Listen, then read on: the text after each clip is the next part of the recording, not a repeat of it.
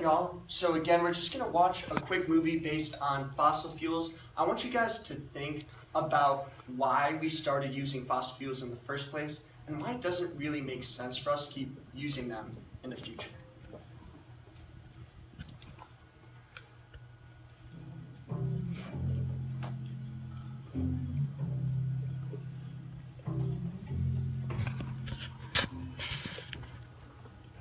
It all started with a big bang.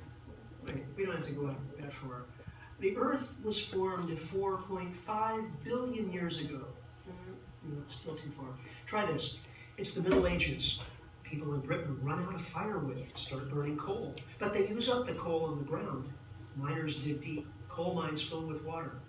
Samuel Newcomen invents a coal-burning steam engine to pump out water so miners can keep digging. James Watt makes it practical for other uses. Now we have ingredients for the Industrial Revolution, fossil fuels and a way to put them to work. All hell breaks loose. Coal miners bog down logging coal. Rails make it easier. Rails and steam engines invent a railroad. Michael Faraday makes the first electric motor. Nikola Tesla invents alternating current. Soon utility companies start burning coal to generate electricity.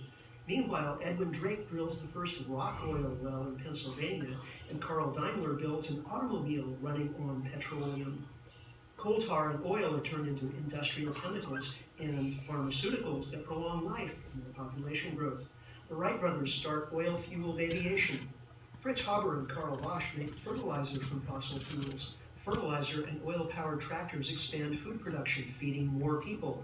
World War I is the first fossil fuel conflict. Then comes World War II, giving us guided missiles and atom bombs. In between is a Great Depression, partly caused by overproduction. Powered assembly lines make products faster than people need them. Advertising executives invent consumerism to soak up overproduction. It's the 1950s. Advertisers use television to hook new generations of consumers. In the 70s, there's an oil shock. Everyone's shocked to realize how dependent they are on oil.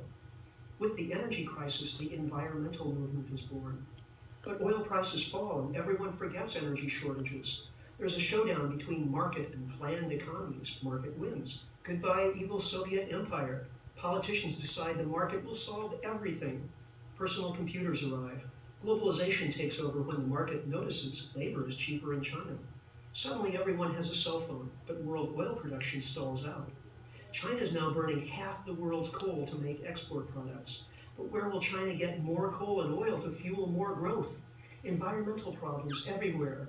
Rising CO2 levels lead to record heat waves, floods, droughts. Oceans acidify. Topsoil erodes by 25 billion tons a year from industrial agriculture. Ancient forests disappear. Species go extinct at 1,000 times normal rates. Fresh water is scarce or polluted.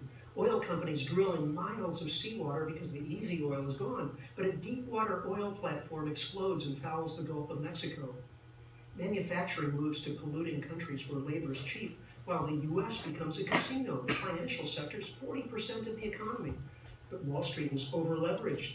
Banks fail. Unemployment soars. Credit evaporates. The economy is on the verge of collapse. Okay, present time. It's amazing how far we've come in 200 years, just 3 human lifetimes, from the beginning of industrialism till now. But where are we headed? We can't keep doubling human population. We can't keep dumping carbon in the atmosphere. We can't keep ruining topsoil. We can't keep growing population and consumption or basing our economy on depleting fossil fuels. We can't just print more money to solve the debt crisis. It's been an exhilarating ride, but there are limits.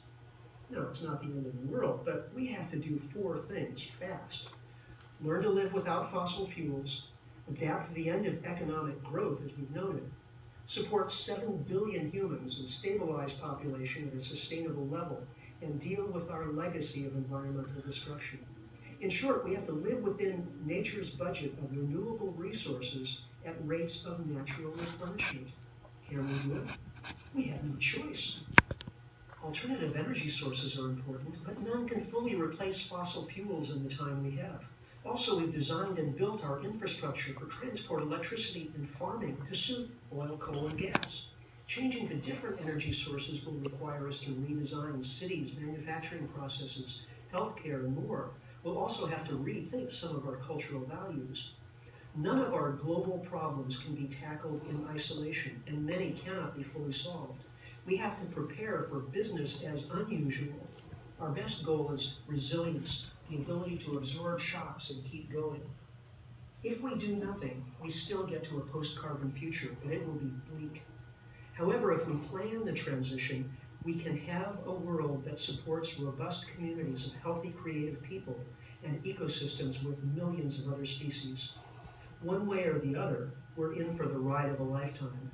Understand the issues and pitch in. It's all hands on deck.